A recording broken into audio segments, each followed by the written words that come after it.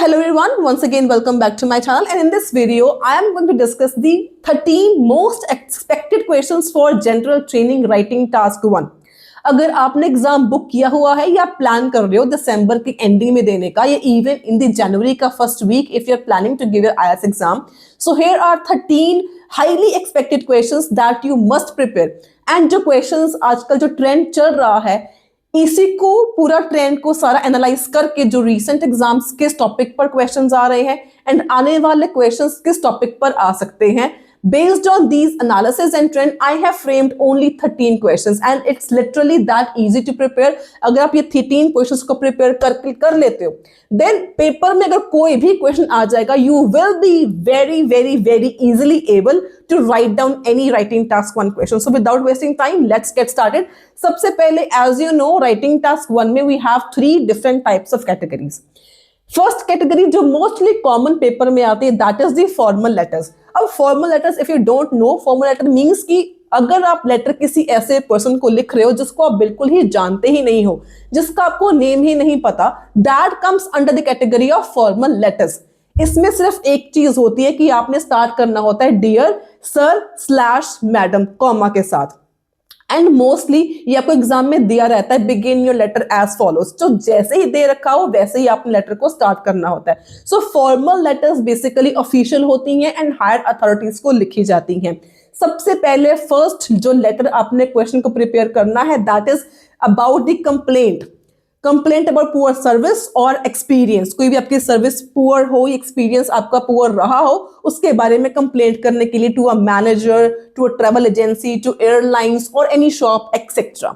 इसमें बेसिकली आपने अपनी सिचुएशन को एक्सप्लेन करना होता है एंड आपने सोल्यूशन के लिए रिक्वेस्ट करना होता है. It's that simple. Very important type of letter includes requesting information और क्लैरिफिकेशन, जिसमें आपने किसी भी टीचर को, कोर्स प्रोवाइडर को, किसी क्लब के मैनेजर को, ऐसे किसी को लेटर लिखनी होती है जहां पे आपने अपनी क्वायरीज को पूछना होता है कि आप किस रिगार्डिंग इंफॉर्मेशन चाहते हो. कुछ अगर आप डेट्स चेंज करना चाहते हो, अगर अपना कोर्स चेंज करना चाहते हो, किस ट्रेनिंग प्रोग्राम में आप एडमिशन ले रहे हो या एनरोलमेंट कर रहे हो. ये रिसेंटली सिमिलर लेटर आई थी आपके 6 दिसंबर कनाडा में IELTS एग्जाम में. इससे काफी मिलती जुलती एग्जाम में पेपर में आई थी. एंड जो भी एग्जाम में रिसेंटली लेटर क्वेश्चंस ट्रेंड में चल रहे हैं, I will also share those questions with you. So third important type includes explaining and suggesting changes at work. For example, write to a manager about changing the holiday dates आपने change करनी हो, project की suggestions आपने बतानी हो, training programme को लेके आपने कुछ सजेशन देना हो, उसको लेके आप अपनी लेटर को लिखना है जिसमें आपने रीजन को एक्सप्लेन करना होता है and offer you have to offer the alternative solution. ये CD बेस एग्जाम में आया था recently, I think on 14 December in Canada. Fourth type of question include issue letter to a local council or authority. Very important from exam point of view. चाहे आप CD base exam दे रहे हो, चाहे आप pen paper base exam दे रहे हो, this letter जब आप लोकल काउंसिल को लिखते हो या कोई वॉलंटरी सर्विसेज के लिए करते हो, ये आजकल बहुत ट्रेंड में है. इनको करके जरूर जाना प्रिपेयर. इसमें आप लिख सकते हो कोई भी पब्लिक स्पेस डेवलपमेंट है, सेफ्टी को लेके है, नॉइज को लेके है, बिल्डिंग प्रिजर्वेशन को लेके है. तो ऐसा कुछ भी लेटर आपको देखने को मिल सकती है जहां पे आपने प्रॉब्लम क्या है, मेन एरियाज ऑफ कंसर्न क्या है, प्लस इसका सोल्यूशन क्या आप ऑफर करना चाहोगे, इसके बारे में आपने लिखना होता है. लास्ट इज सेलिंग और ऑफरिंग समथिंग फॉर्मली, कि for example letter to antique shop या बिजनेसेस को लेके about selling a valuable item. इसमें आपने आइटम को डिस्क्राइब करना होता है एंड कुछ भी प्राइस को आपने सेट करना होता है.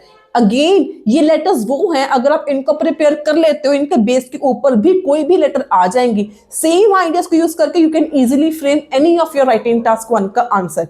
एंड वॉलंटियर वाली सर्विसेज की जो लेटर्स हैं, चैरिटी में आपने ऑर्गेनाइज करनी है पार्टी फॉर द चैरिटी, उसको लेके लेटर्स बहुत इंपॉर्टेंट है. वॉलंटरी सर्विसेज को लेके लेटर्स जो हैं काफी इंपॉर्टेंट है, एग्जाम में आने के चांसेस उनके बहुत ज्यादा रहते हैं. नेक्स्ट हम बात करते हैं सेमी फॉर्मल लेटर्स. अब सेमी फॉर्मल लेटर्स वो होती हैं जो आप किसी पर्सन को लिखते हो जिसको आप जानते हो. फॉर एग्जाम्पल, आपकी कंपनी का कोई मैनेजर है या आपका नेबरहुड है या ऐसे कोई जिसको आप जानते हो लेकिन आपका वो पर्सन कोई फ्रेंड नहीं है या रिलेटिव नहीं है, ऐसी लेटर्स को आपने स्टार्ट करना होता है डियर के साथ second name, for example dear mister Khanna, उसके बाद कॉमा। अगर आप इवन के पैटर्न भी फॉलो करके जाते हो ना आईडीपी का, तब भी आपका मिनिमम 6 बैंड इजीली आ जाते हैं। 7 बैंड के लिए टिप आपका होता है using a range of good vocabulary, collocations and using the very nice language. जब तक आपकी लैंग्वेज अच्छी नहीं होगी आपके 7 बैंड नहीं आएंगे। प्लस ऑब्वियसली ग्रामर तो आपकी बिल्कुल एक्यूरेट होनी चाहिए ही चाहिए।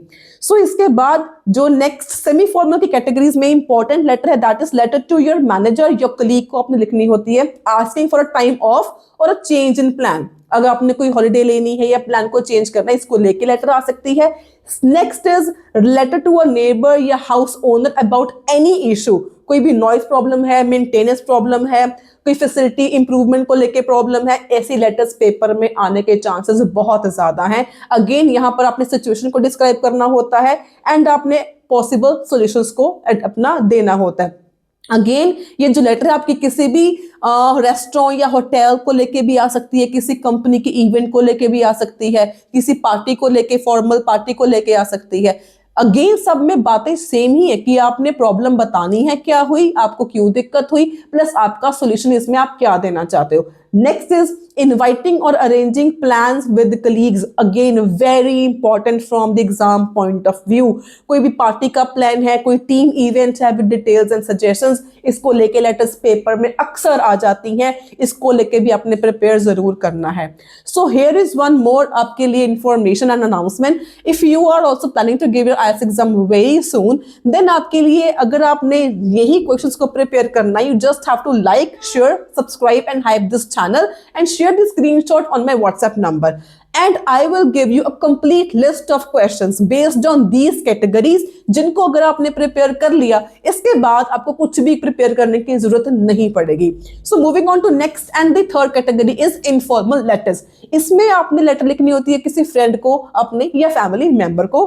This comes under the category of informal, and informal में फॉर्मल में सिर्फ फर्क होता है आपका टोन का। इनफॉर्मल बेसिकली मैं बोलती हूँ व्हाट्सएप की language, chat tone, chat language is called informal language. And जो मैं फॉर्मल या सेमी फॉर्मल की टोन बोलती हूँ that is the email tone. अगर आपने कभी किसी को ईमेल लिखी हो तो वो ईमेल में जो हम टोन लिखते हैं that tone is called the formal और द सेमी फॉर्मल टोन। अगर आपको ईमेल्स आती भी हैं या अगर आप ईमेल्स लिखते भी हो किसी जॉब इंटरव्यू के लिए, तो that language comes under the category of formal और the semi formal tone. So let's discuss the very important informal letters. First is inviting a friend or relative to visit, very very very important and common type repeatedly asked in the exam। कोई भी recommend आपने place करनी है कि अगर आपका friend आपको visit कर रहा है तो आपने कहां कहां पर उसको रेकमेंडेशन देनी है, अकोमोडेशन के बारे में, एक्टिविटीज क्या क्या आप करोगे परफॉर्म, उसके बारे में लिखना होता है। Offer help, details of the trip are very important. So letter about the personal plans, आपने आपका visiting a friend in another city है, ज्वाइनिंग इवेंट्स हैं, गोइंग ऑन हॉलीडे टुगेदर है, तो यहां पर आप अगेन इसके बारे में प्रिपेयर कर सकते हो। 11th again very important is apologizing या explaining an inability to host। For example कि यू कांट एकोमोडेट देम, अगर आपका कोई फ्रेंड आपके घर पे आ रहा है, आप उसको एकोमोडेट नहीं कर पा रहे हो, या आपके कोई फ्रेंड ने आपको पार्टी में इनवाइट किया, आपने नहीं जा सकते हो, तो उसके लिए भी आपने लेटर्स, ये बहुत इंपॉर्टेंट एग्जाम में रिपीटेडली पूछी जाती हैं। नेक्स्ट इज गिविंग एडवाइस और सजेशंस, फ्रेंड को कैंपेन के बारे में, हॉलीडे प्लान के बारे में, स्किल्स लर्न करने हैं, कोर्स लेना है, जॉब लेनी है, तो ये कैटेगरी भी इंपॉर्टेंट है। Last important category is letters sharing experiences और द इंटरेस्ट, जहां पर for example you can write a letter to a friend about learning a musical instrument, इसके बारे में आप इंटरेस्ट है या आप इसको कैसे सीख सकते हो, कौन सी चीजें आपको इसमें करनी है या कौन सी चीजें आपको कहां से सीखनी है, these are very very very important.